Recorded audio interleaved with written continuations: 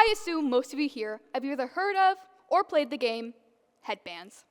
By the off chance you haven't, it's a game where you're assigned a card randomly, and this card has a picture on it. This card is then inserted into a headband facing away from you. The whole point of the game is to guess what's on the card based on simple yes or no questions you ask your opponents. Now, the headbands I was referring to earlier, that was a stretch. Those are actually hard compressing pieces of plastic that are probably a predisposition to migraines. Now, the whole gist of the game is that you interpret what others tell you to define yourself. Now, consider this. How would you define yourselves? You got it? Personally, I like to define myself as a kind, music-loving, and according to one of my best friends, Izzy, a very talkative person. On the other hand, I define myself as a Caucasian and Indigenous girl. My mother is primarily German, and my father is part Eastern Shoshone and Native American. However, on a serious note, it can be very difficult for me to embrace that part of myself. Due to multiple factors within my life, I feel as if I cannot immerse myself within my culture, which now, in this present moment, I feel as if I have overcome. My journey began from the moment I was told I was Indigenous.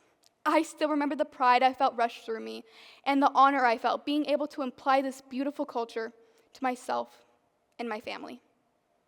As I began to grow older, I became more vocal about my identity, often telling others I was part Indigenous. However, when I was around 7, when I began to learn to read further into people's emotions, did I truly understand how people were reacting to my statement. One specific instance was when I was in 8th grade. The topic of Indigenous people came up in my history class. I was ecstatic. I began to talk about my tribe and how I was Indigenous, until the boy next to me quickly exclaimed, "No, you're not." I didn't take it personally until he continued to tell me that I was lying and I was seeking some form of validation.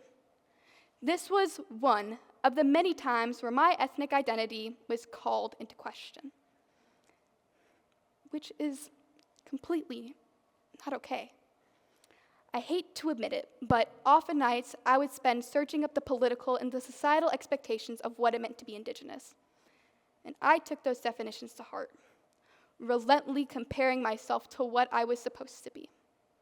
Until one day, my high school speech coach, Virginia Colgan, came to me with an article explaining the phenomenon, racial imposter syndrome. Like many of you, I had never heard of it. Racial imposter syndrome occurs when a person feels as if they do not belong or they feel as if they are disconnected from their culture. As I began to read this article, everything began to click. I saw my reflection within those words, staring back at me as I read. I knew that I was distancing myself from the culture I so dearly loved just because I felt as if I didn't belong. I was isolating myself. In that moment, I knew I had to change my mindset. And luckily, I got my mom's genes for stubbornness and curiosity, and this fueled me throughout my entire ethnic journey. I am grateful enough to have access to multiple resources that have fueled me throughout my ethnic journey. The resource I hold closest to my heart is my family. My father often tells grand stories about his mother, Millie. My grandmother, Millie, born and raised on the Wind River Reservation in Wyoming. She thrived on the Wind River Reservation and later in her life in Lodi, California, where she brought smiles to everybody around her. Although breast cancer took my grandmother too soon, she has lived with me solely through spirit.